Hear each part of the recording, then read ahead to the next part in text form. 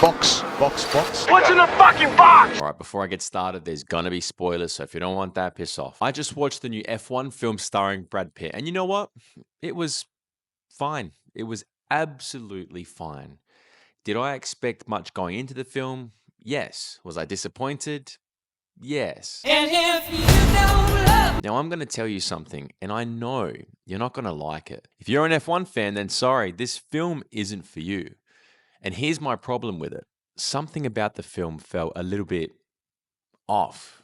And don't get me wrong, I love the idea behind the plot. We've got Brad Pitt as Sonny Hayes, a down on his luck aging driver who gets recruited by an old friend to join a failing team, redeem his reputation, and save the Apex GP team. And that looks really cool on paper. But the issue, as with many racing films, it's just the stakes involved. They're way too low.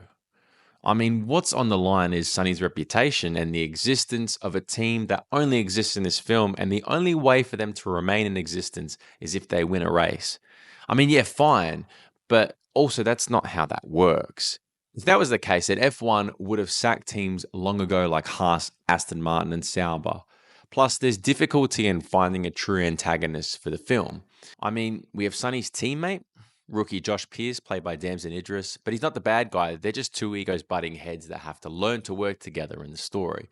The bad guy is only revealed at the very end, and it's the Apex GP board member who we originally thought was on the team's side, but we later find out that he forged documents forcing Apex GP to get penalized so they wouldn't win and thus be able to be sold off to a new investor.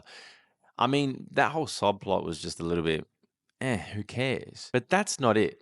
The relationship between Sonny and Kate, the technical director, felt a little bit shoehorned in this film. And maybe I didn't like it because I've seen it 1 million times in the films I've watched before. But the Sonny and Kate relationship is based off the premise of, hey, you're a girl, I'm a guy, let's have sex. Girl rejects guy does something noble, that girl notices. They have sex. Romance subplot over. It just feels exhausted at this point. And look, yes, the driving in this film is not realistic.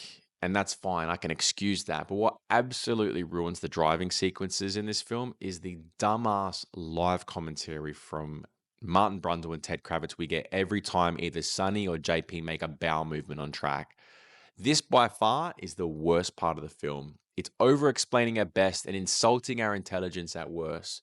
But I get why they did it. We'll get to that in a second. Brad Pitt was really good in this, and he's a solid, well-defined character in the film. The rest, however, I do love the fact that they cast Javier Bardem as the team's director, but every time I look at him, he looks so weird without the bob he wore in No Country for Old Men. I just really enjoy how his face looks. I don't know why, I just like it. But I think it's a really good job of casting him in this film. I feel like Josh Pearce is a bit too undercooked with the I'm young and I'm an asshole shtick. He comes across as very unlikable. And it's hard to like him by the end, even though he helps Sonny to win his race and they end up becoming kind of friends. I also love how they use real-life F1 footage for the crash at the beginning that Sonny has. Not the onboard footage, that was a little bit shit. But the post-crash footage of former F1 driver Martin Donnelly was a nice touch. And just so you know, if you didn't know about that crash, Martin Donnelly survived, even though he did suffer a broken back. But the POV helmet cam of Sonny fighting with Senna, it didn't look good at all. Also, Kerry Condon, who played Kate, voiced Friday in The Avengers, and as soon as I recognized their voice, I couldn't unhear it over the radio. It's not a bad thing, it's just something I noticed. The shots of the cars in action looked awesome. I love the swivel of the camera when it goes from facing the front of the car straight to the back. On the whole, the special effects looked pretty good, except for the one bit at the end when the Abu Dhabi race, the teams are celebrating behind all the fireworks. I mean, what the fuck was that? I mean, it looked like it was filmed from a sewer. Like, I mean, come on, how can you fuck that up? Plus, this film and Top Gun Maverick made me really love the new type of hero in these kind of stories. You know, the old timer with gas in the tank kind of trope. At the moment, it's not overused and it worked a treat in both films. So I reckon they should keep that up. It was very enjoyable. It's also not something I liked, but a strange fact, the actor that played the rookie driver, Josh Pearce, is 33, and the actor that played his mum is 38, meaning there's 5 years difference between them. And no thank you. The soundtrack sucked. It was shit. Sorry. Hans Zimmer, I'm sorry. You're the GOAT, but I don't remember a single melody from the score.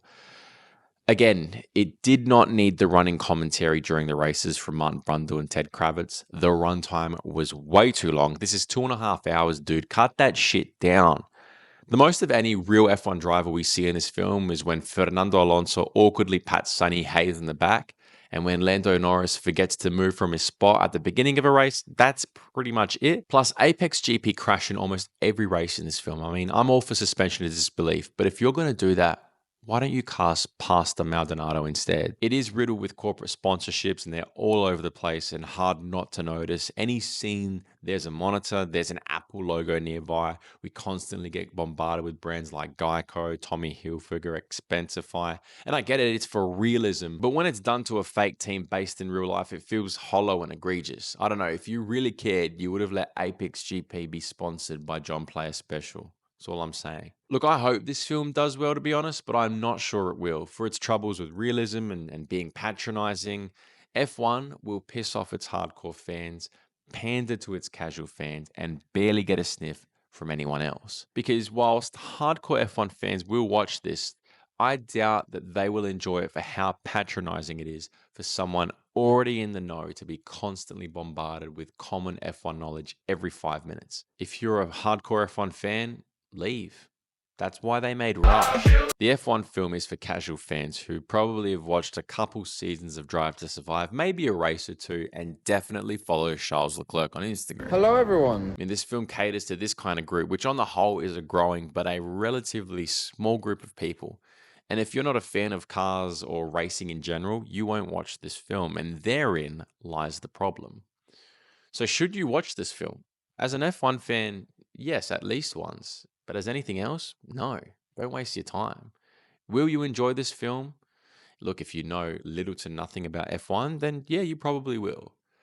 Will you be disappointed if you're a hardcore fan? Unequivocally, yes. Unless you think Brad Pitt is a hunk, in that case,